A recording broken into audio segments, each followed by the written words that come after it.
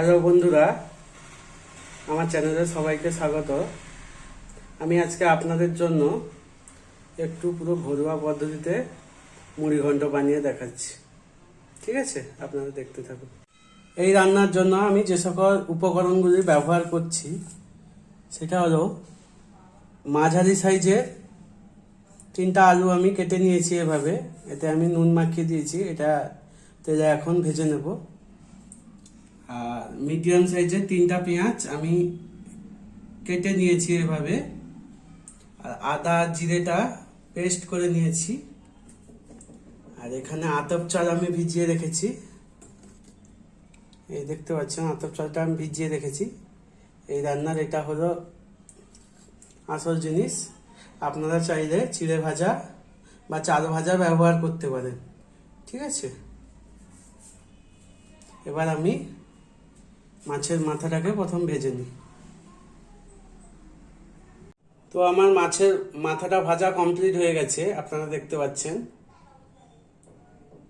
এবার আমি আলুটাকে ভেজে নেব। তো কড়াইয়ে তেলটা দিয়ে দিয়েছি, তেলটা আমার গরম হয়ে গেছে। এবার আমি আলুগুলো ভেজে নেব।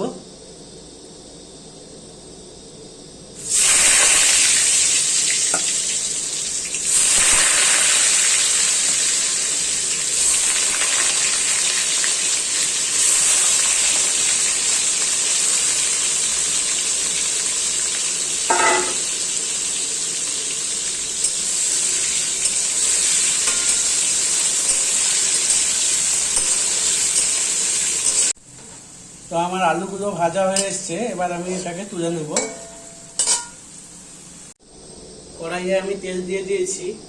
এবার আমি এতে ফোড়ন হিসেবে ব্যবহার করব শুকনো লঙ্কা একটা, অল্প পরিমাণে কালো জিরে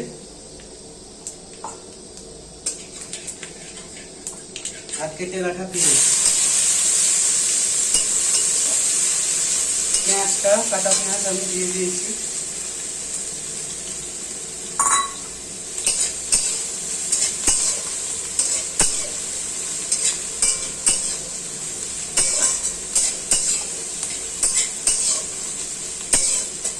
এবার এটা আমি অল্প পরিমাণে একটু লবণ দিয়ে দেব।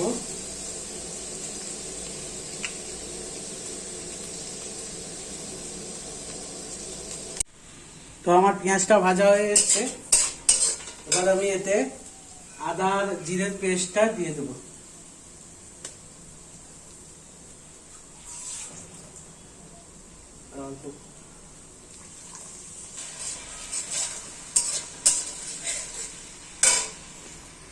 এরপর আমি এতে ভিজিয়ে রাখা আতপ চালটা দিয়ে দেব।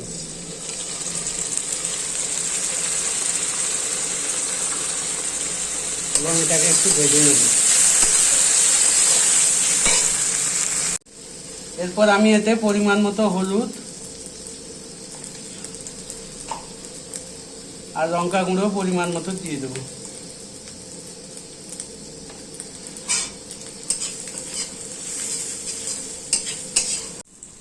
এরপর আমি এতে ভেজে রাখা মাথা দুটো দিয়ে দেব।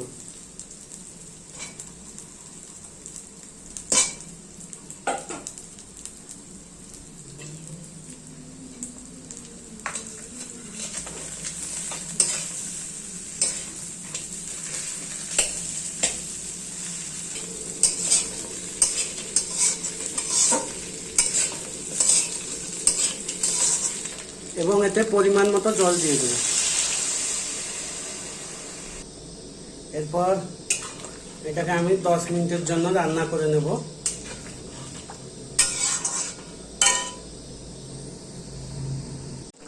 ফাইনালি আমার মুড়ি ঘন্টটা হয়ে এসছে, আপনারা দেখতে পাচ্ছেন। এবার আমি এটাকে নামিয়ে নেব। তো আমি ফাইনালি মুড়ি ঘন্টটা নামিয়ে নিয়েছি, আপনারা দেখতে পাচ্ছেন কালারটা কেমন এসছে। খেতেও খুব ভালো হয়েছে। আপনারা এভাবে বাড়িতে রান্না করে খাবেন, খুবই ভালো লাগবে। এর সাথে আমি বানিয়েছি এই দেখুন চঙ্গা ভাজা, খাবেন সবাই, চলে আসুন।